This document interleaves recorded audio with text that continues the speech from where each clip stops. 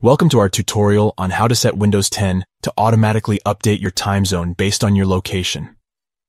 By enabling this feature, your computer will always display the correct local time, no matter where you are. In this video, we will guide you through the step-by-step process. Let's get started. Step 1.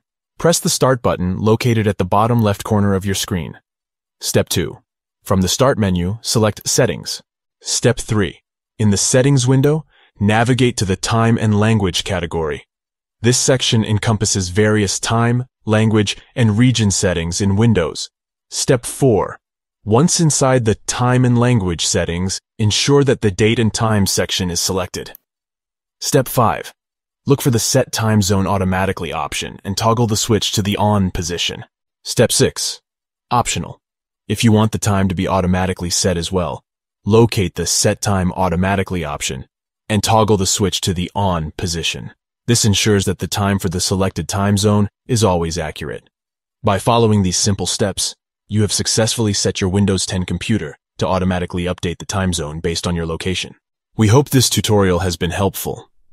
If you found this video informative, please give it a thumbs up and consider subscribing to our channel for more Windows 10 tips and tutorials.